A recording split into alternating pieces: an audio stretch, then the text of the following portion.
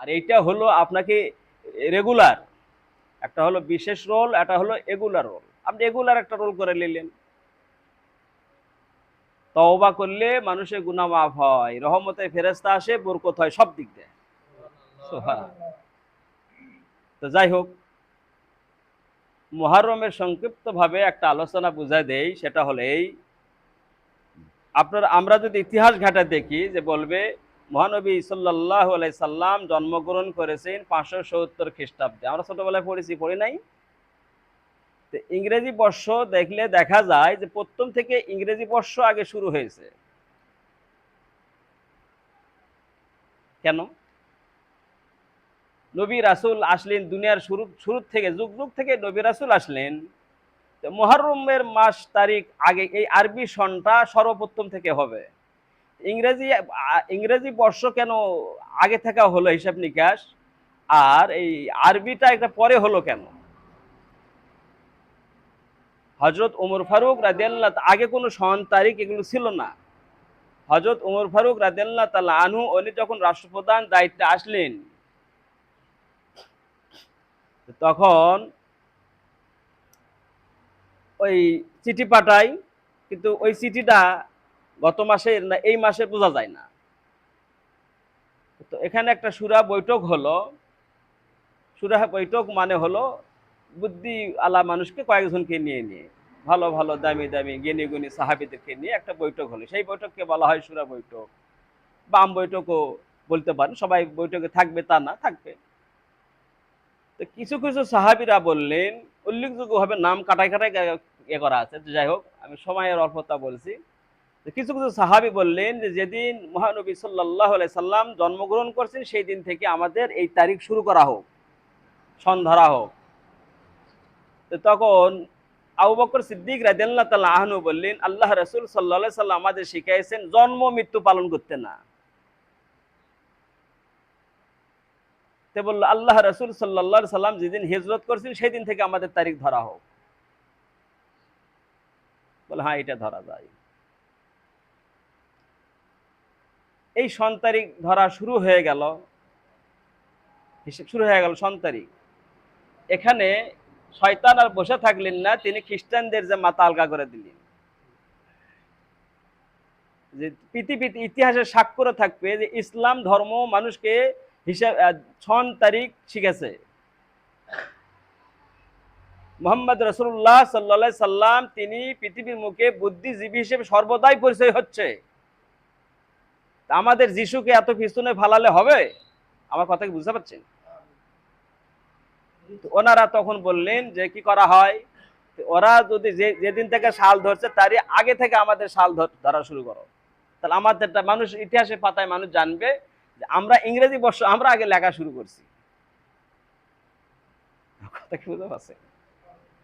তো ভাইরা আমার, সদাই সর্বদা খ্রিস্টান হলো মুসলমানদের শত্রু। এই জন্য কোরআন পাকে বারংবার বলা হয়েছে যে খ্রিস্টানদের সঙ্গে যদি তুমি কোনো মঙ্গল কামনার্থে, তোমার সুবিধার্থে, মুসলমানের কল্যাণার্থে বা যেটাই হোক না কেন, তুমি এদের সাথে যদি বন্ধুত্ব স্থাপন করো তাহলে তুমি অনিবার্য ধ্বংস হবে। আর ওই বন্ধুত্ব তোমার টিকবে না। যেমন টাটকা সাপের সাথে বন্ধুত্ব হয় না, ওই জন্য খ্রিস্টানদের সাথে কোনো বন্ধুত্ব হয় না। এই জন্য দাদা হুজুর আব্দুল হাই সিদ্দিকী আল কুরাইশি রহমাতুল্লাহ আলাই বলতেন যে টাটকা শাক ভালো, টাটকা সাপ ভালো না। টাটকা শাক পালে খুশি হবেন, টাটকা সাপ পালে খুশি হবেন, দুটাই ব্যাগত নেবেন।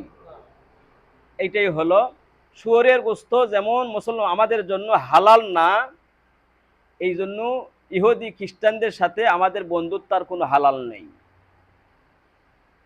এদের সাথে জটলা লাগবেন, আরেকখান বিপদে পড়বেন। ওরা আবার মিল হবে, আপনি বিপদে পড়বেন। এটা মাথার মধ্যে রাখতে হবে।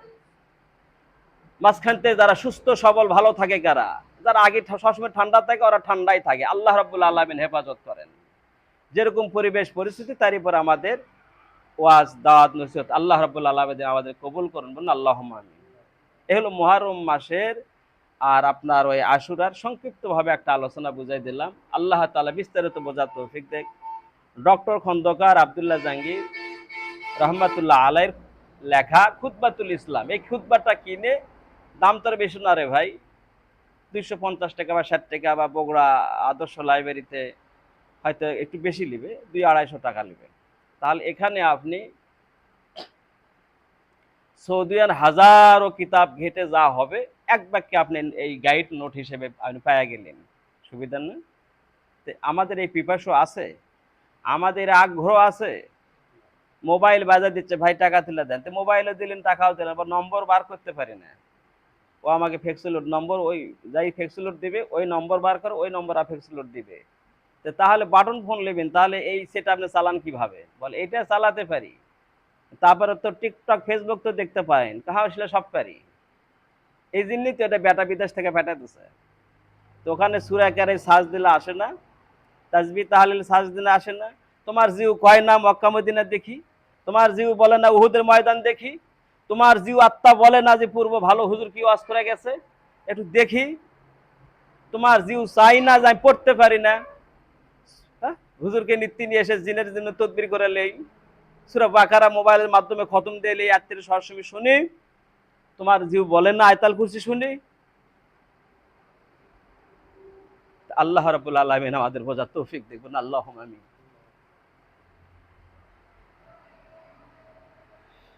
সেই সাথে সাথে আমাদের ইমান আমল সহ বাল বাচ্চাদের ইমান আমল হেফাজত করুন, বলুন আল্লাহুম্মা আমিন।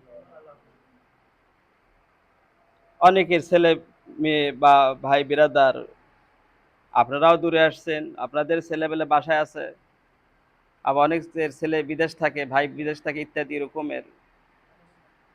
তো ইয়াকুব নবী আলাইহিস সালামের সুন্নাত ইউসুফের জন্য সবসময় কানতেন, ইউসুফ যেখানেই থাক ইমান আমলের হালতে থাক।